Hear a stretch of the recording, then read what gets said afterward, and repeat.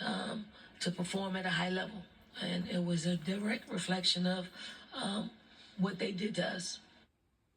Dre Carter, Chiney Ogwumike join us now from Phoenix after UCLA's rout of South Carolina. All right, guys, raise your hand if you saw that coming. They're not up. They're not up. But you know who? You know who's raising their hand? Everybody on UCLA's team. Correct. Like, just talking to them just now, none of them were shocked. They looked like they expected to not only win, but win in this fashion. Hats off to UCLA.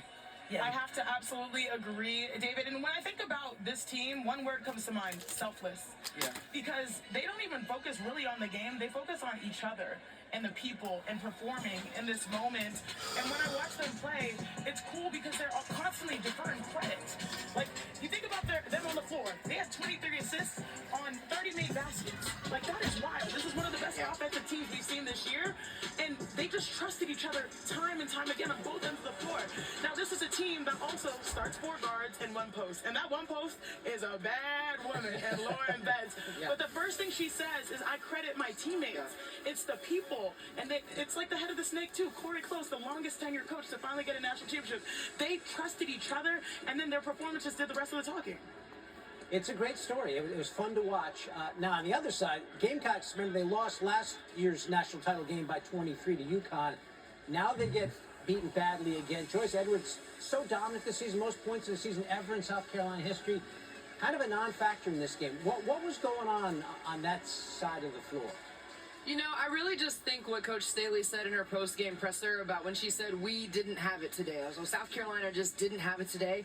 It's because UCLA took away any opportunity for South Carolina to have anything going. Everyone on UCLA's side played their role to a T, and everyone on South Carolina's side, most of their players struggled in some sort of way in doing what they do best. But it really comes down to Lauren Betts and her size. Yeah. Like, to me, that's where everything starts for this UCLA team and how they were able to limit South Carolina, because UCLA, they dominated in the paint on the offensive end and on the defensive end. Lauren Betts is such a net. She's a safety net. All of her teammates can get out and give pressure because of the way she protects the rim. And then on the offensive end, having to try and defend Lauren Betts, it got Medina caught in foul trouble. Then when South Carolina went to their small lineup, you have Joyce Edwards going against that level of size as a sophomore. That's a brutally tough matchup. So there were a lot of things that went wrong for South Carolina. To me, it started with the presence of Lauren Betts. Can I just also remind people that it is so hard to even get here to a Final Four, and especially a national championship. I played in 3 Final Fours. I never made it to a natty. It's so difficult. So even just getting to the national championship, that is an honor. That is a privilege. And I think we were saying going into this Final Four that this was their 6th straight. And so this is what they know. So South Carolina, I know this is not indicative, this performance, of how great of a season they've had. I know this game for Joyce Edwards is not indicative of how great she was as a sophomore. And Raven Johnson, the leadership that she's going to show. I think a lot of people are like, okay, that was one game. I'm excited to see what she brings to my team in the WNBA at the next level. And so for South Carolina, some days you got it. Oh, I had another phrase. I don't know if it was appropriate for television, but it's all right. I'm going to save it for the commercial break. But some games you got it, and sometimes, you know, other people snatch it from you, and UCLA just snatched it from them. That is exactly what it felt like. It felt like UCLA just took it. They took any opportunity for South Carolina to get going. The Bruins, I mean, they finished the season winning 31 in a row. We talk about a senior-heavy team. They put on this incredible run. Dre, can you put what they did over the last half of this season in perspective? Wow. I mean, to me, like, it's legendary. It's historical. And when you think about this UCLA team and winning their first championship in the NCAA era, but how they were able to do it, it was a collective effort.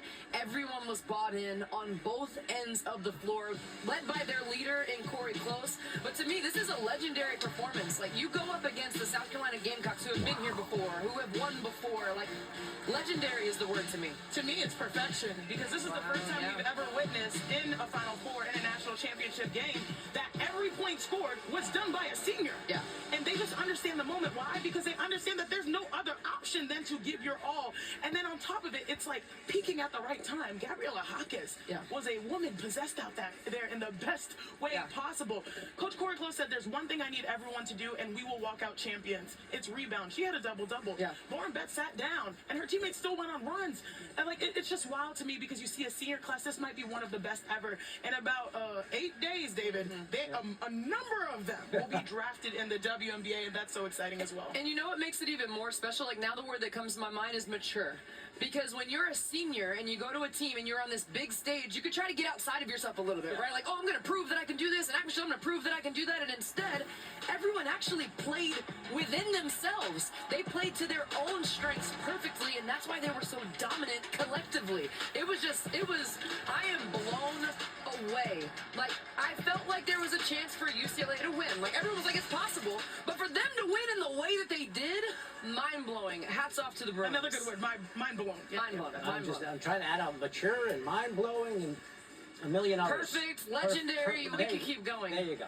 UCLA, they got a lot of men's national title banners at Pauley Pavilion.